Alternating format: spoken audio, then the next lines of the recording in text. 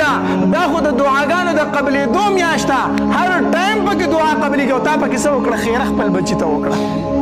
بعضې زنانۍ که نه دا ماشومان یې تنګ کي نو دوی د روژې په خولې باندې خیرې شروع کړي نو دې ته پته نشته چې زما په دې خیرو باندې د عرش فرشتې امین وایي د عرش فرشتې زما په دې خیرو باندې امین وایي نو خپلو بچو ته د روژه په خوله باندې چرته خیرې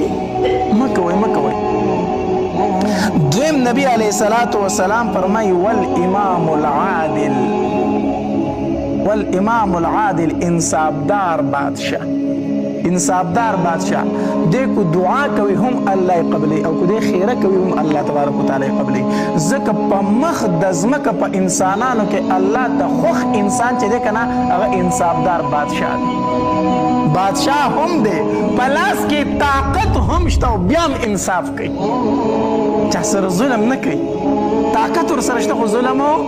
نه کوي دا په انسانانو کې الله ته په مخ د ځمکه خوښ انسان دی الله دې موږ ته انصافدار بادشاه راکړي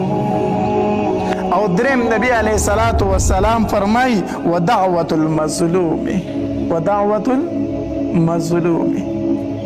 د مظلوم دعا د مظلوم خیرې د بېکسه او د لاچاره خیرې الله تبارک وتعالی دا چرته ښکته نه ورځي چې کله مظلوم باندې تا ظلم وکړو که نه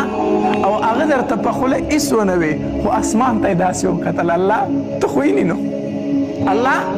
ته خو ویني نو دا زورور دی زه کمزور یم الله څه نشم کولی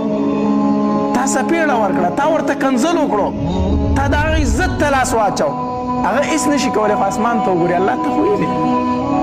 چې کله هغه داسې په بره وکتل که نه پوه شو وایي زه غرق شو زه تباه شم زه هلاک شم ځکه حدیث مبارک کې راځي وایي د مظلوم او د الله تبارک وتعالی په منځ کې پردې نه وي د ده د خولې نه چې وخېږي دا ډایرکټ د الله د عرش سره ډغروي دې منځ کې پرده نشته او الله تبارک وتعالی ورته وفرمایي ای کمزوریا ای مظلومه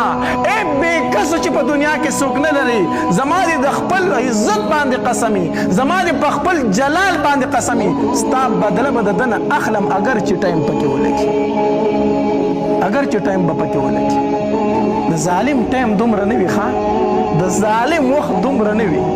ظالم دې نه خوشحالېږي چې زه ظلم کوم او بیا هم ښه مزې کومه اوکه لږ ټایم به راشي اوکه لږ ټایم دا مزې الله درته مهلت درکوي او د الله پکړ بیا ډېر سخت دی وګورئ د خپلې علاقې ظالمان الله د مخ د ځمکې نه ورک کړي دي که نه دي ورک کړي